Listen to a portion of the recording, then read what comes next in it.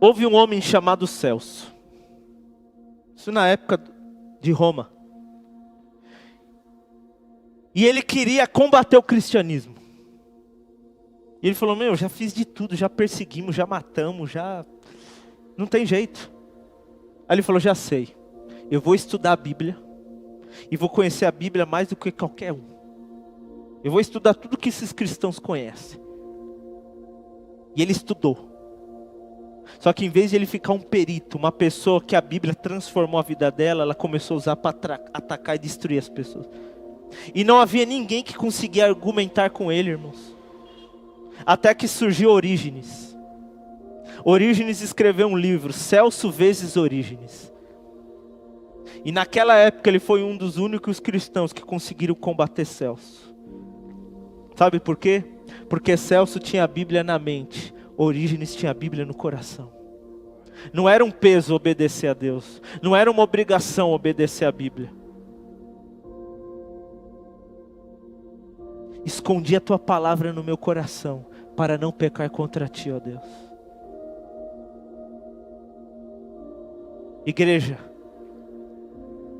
a nossa oração, Senhor, trabalha mesmo na minha vida.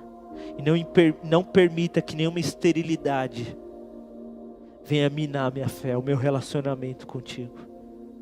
Há quanto tempo que você não ora e você não sente a presença de Deus como uma experiência profunda?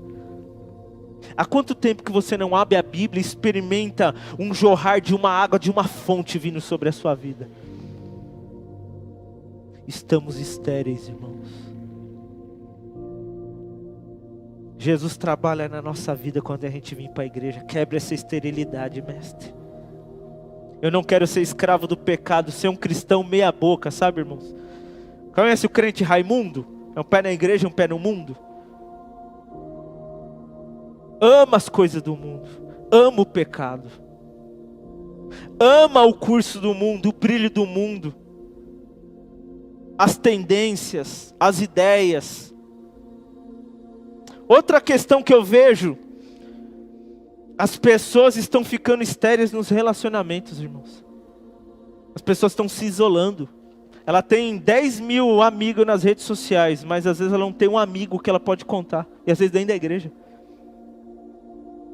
Ah, porque aquele é chato, porque aquele é isso, porque aquele eu não gosto, porque aquele fala isso. Estamos estéreis nos relacionamentos. Às vezes está numa igreja que tem 200 membros, mas seu relacionamento é estéril. Você não se dá bem com o pai, não se dá bem com a mãe, não se dá bem com o patrão, com o professor. Estéreis no relacionamento, não sabem resolver problema, não sabem resolver questão. Eu não gosto do relacionamento cortado. Volto para a questão do divórcio, irmãos. Está virando, meu Deus, misericórdia, o que é isso? Isso não pode ser uma opção no coração de um cristão. Volto a falar, isso é uma ideia marxista, irmãos.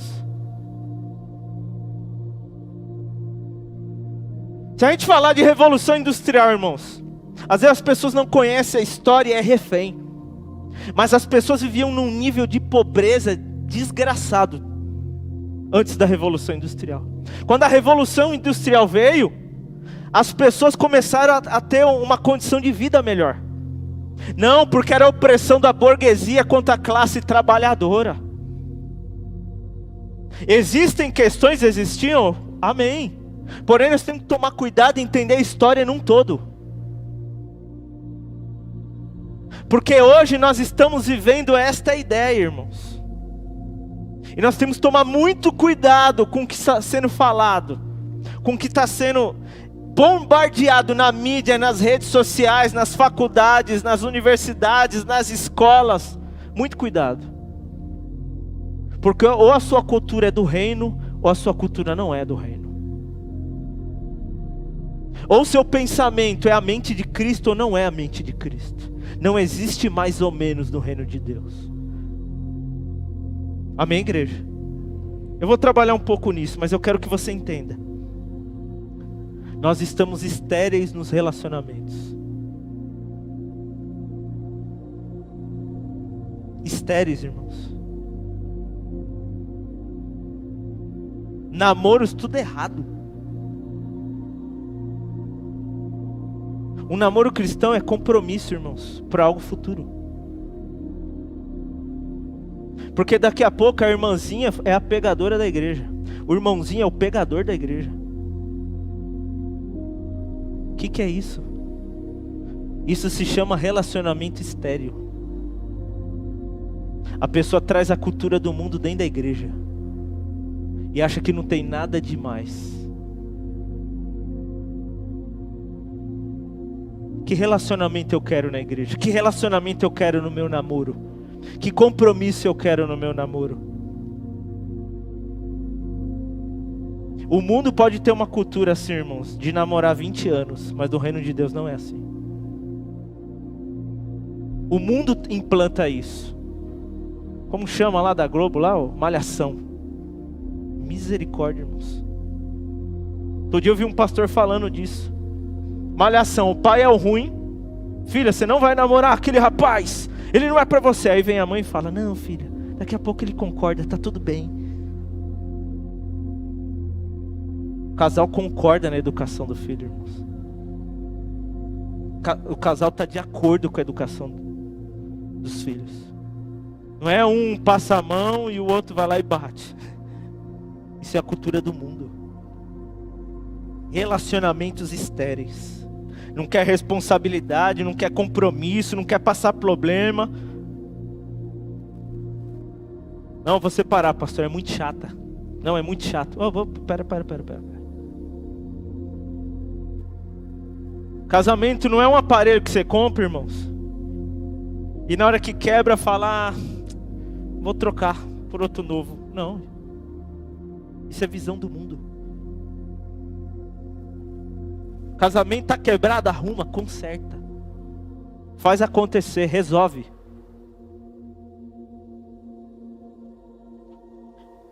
Irmãos, nós estamos estéreis na nossa saúde.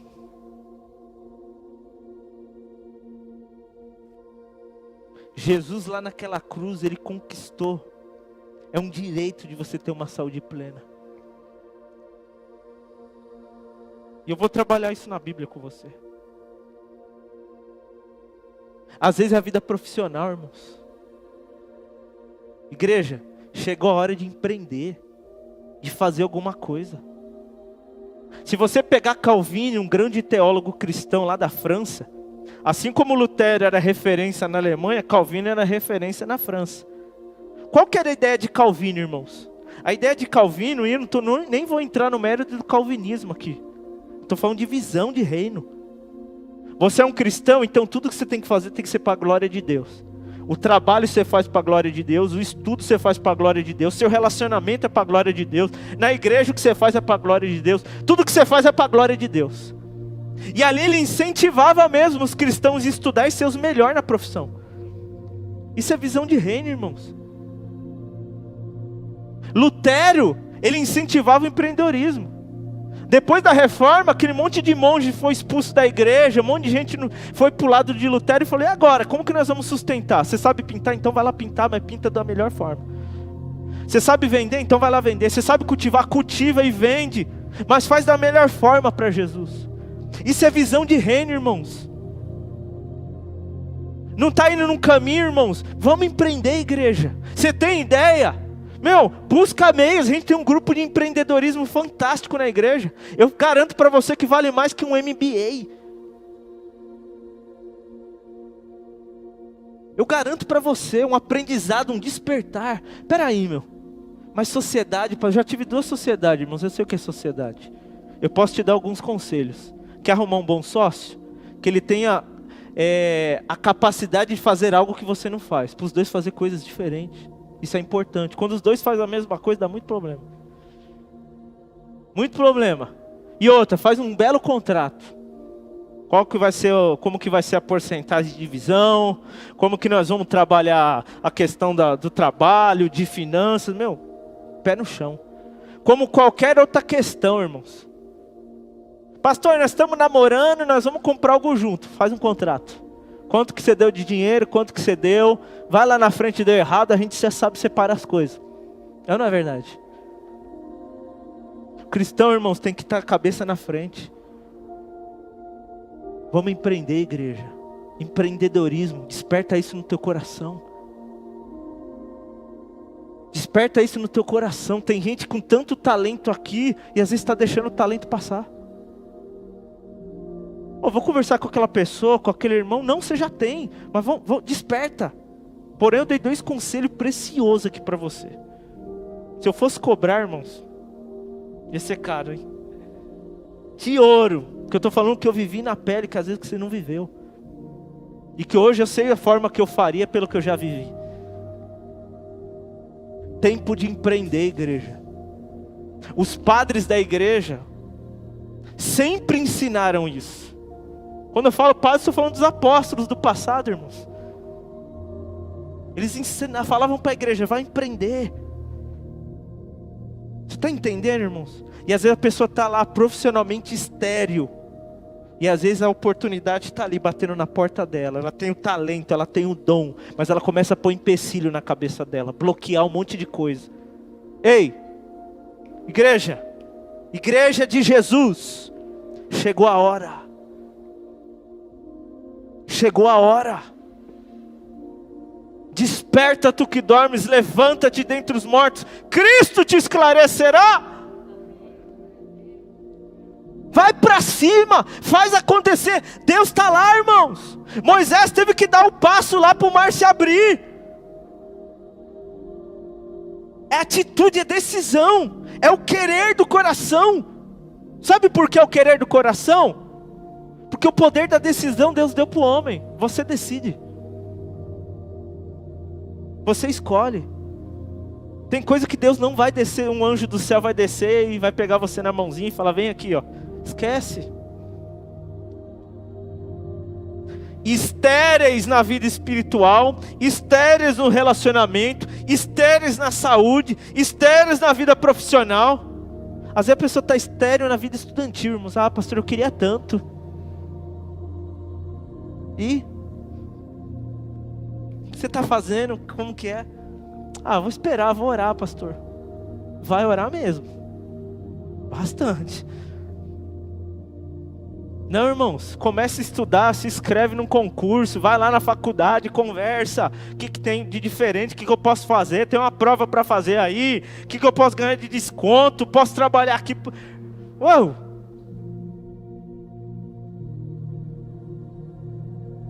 Tempo de empreender, igreja. Tempo de empreender.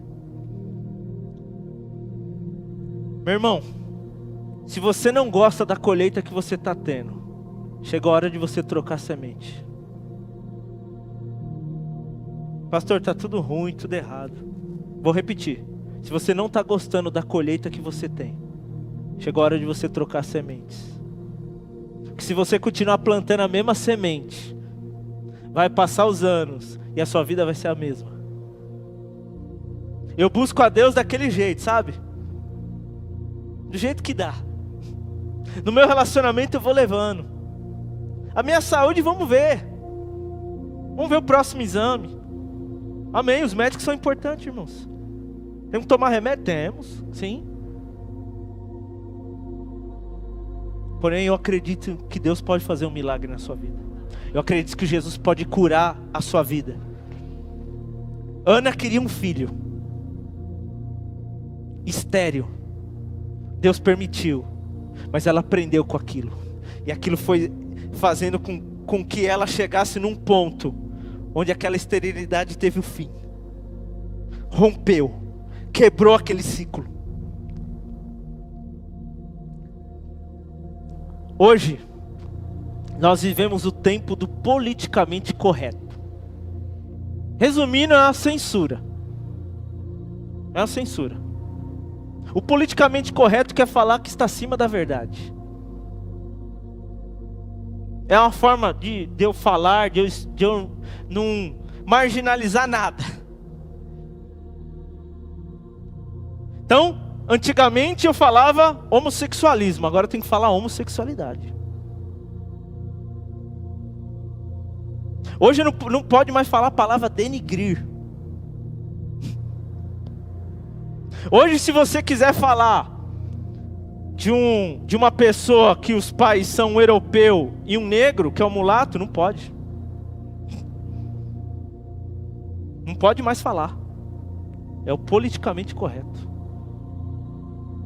E nós temos que tomar cuidado, igreja, porque daqui a pouco nós estamos aceitando o que as ideologias estão impondo. Sem nós percebermos. Sem perceber. E voltando aqui um pouco, irmãos, eu quero aqui abrir um parênteses e falar um pouco sobre o marxismo cultural. Se você for ver livros, ver história, eles vão falar que tinha o capitalismo, aí veio o socialismo raiz. Que é aquele socialismo no qual eu ia no pilar principal, na estrutura principal, que era a política, atacava a política para atingir os outros subsistemas. Eles viram que não deu muito certo. Aí veio o marxismo cultural. Karl Marx veio, deixou o negócio já com uma cara de ciência, não tanto utopia, né? Modificou um pouco, deu uma cara com a ideia de falar que nós, o socialismo, nós temos resposta para tudo na vida.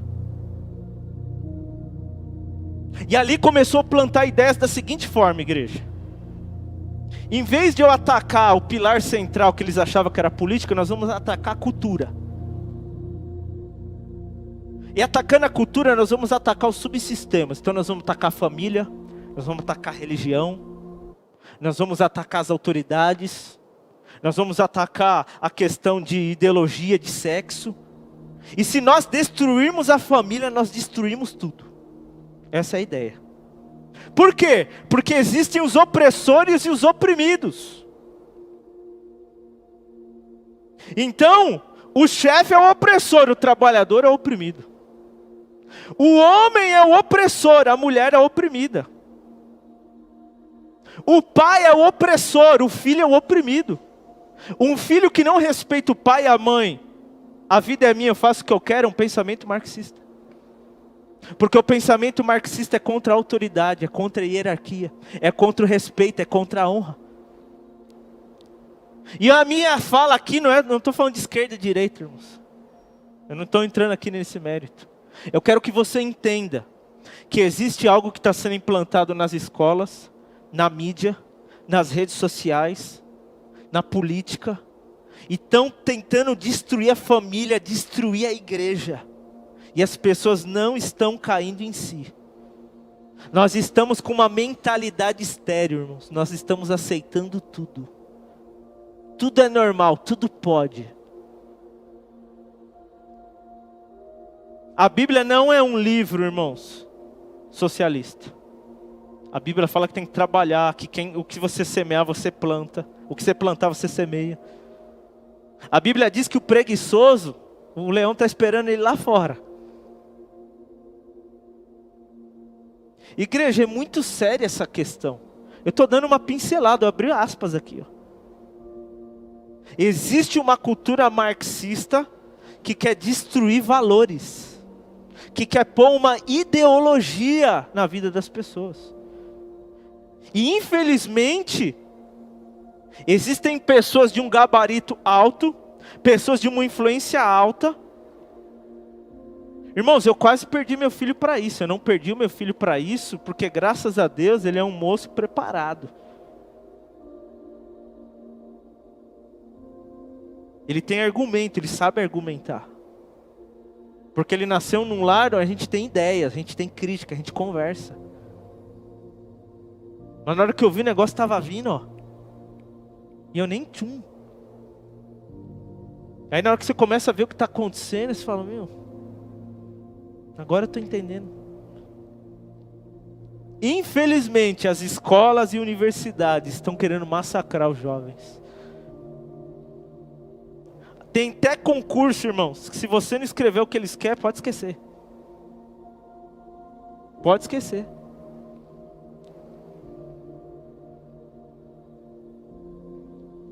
Amada igreja de Jesus, amados irmãos que me ouvem, nós não podemos deixar essa ideia ser implantada no nosso coração.